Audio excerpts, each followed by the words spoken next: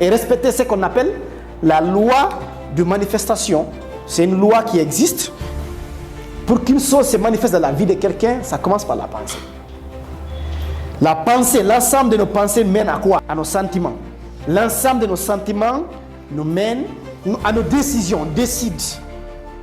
Et l'ensemble de ces décisions nous pousse à passer à l'action. Et l'ensemble de ces actions nous mène à quoi?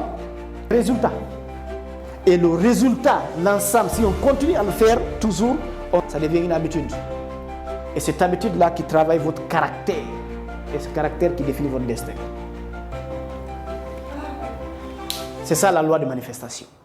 Donc tout se matérialise d'abord. Avant que ça soit physiquement fait, il faut que ce soit travaillé sur le plan mental, l'état d'esprit. Un exemple frappant, quand je vous dis, madame, venez parler devant les gens, avant de venir ici, vous êtes confronté à vous-même d'abord, avec un dialogue interne, en disant, bon, est-ce que je peux parler ou pas? Est-ce que les gens qui sont là ne sont pas meilleurs que moi? Est-ce que je serai à la hauteur de dire quelque chose?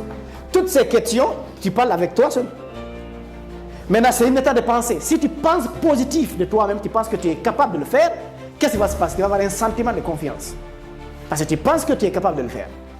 Si ce sentiment-là de confiance va te pousser à prendre la décision de venir ici, et quand tu prends cette décision, tu poses l'action, tu passes, tu viens devant les gens, et quand tu poses cette action-là, qu'est-ce qui se passe? Tu as un résultat.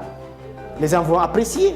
Ah ouais, le gars, il est très bien, il est éloquent. Après, tu vas rentrer. Maintenant, l'action-là donne des résultats. Le résultat, à force de répéter, ça devient une habitude de toi. Tu es habitué à parler devant les gens, chaque fois tu es confronté à ça, tu fais. Ça devient une habitude. Cette habitude travaille un caractère. Et ce caractère conditionne votre destin dans la communication. Donc, cette habitude va donner un destin, votre destin dans la communication. Est-ce que vous allez devenir un excellent orateur ou pas? Sans parler quand tu as des pensées positives. Le contraire, c'est quoi? J'ai dit, venez parler devant les gens. Qu'est-ce qui se passe? Vous avez déjà des pensées.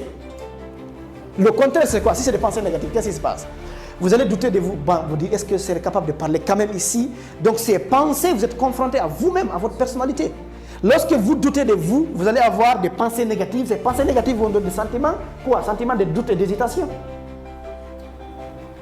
Vous ne vous sentez pas à la hauteur de faire la chose. Et ce sentiment donne une décision. Généralement, vous fuyez l'événement. Vous dites, non, coach, bon, est-ce que quelqu'un peut parler, machin? Vous fuyez l'événement. Et quand tu fuis l'événement, qu'est-ce qui se passe? Cette action-là, cette action de fuite, donne un résultat.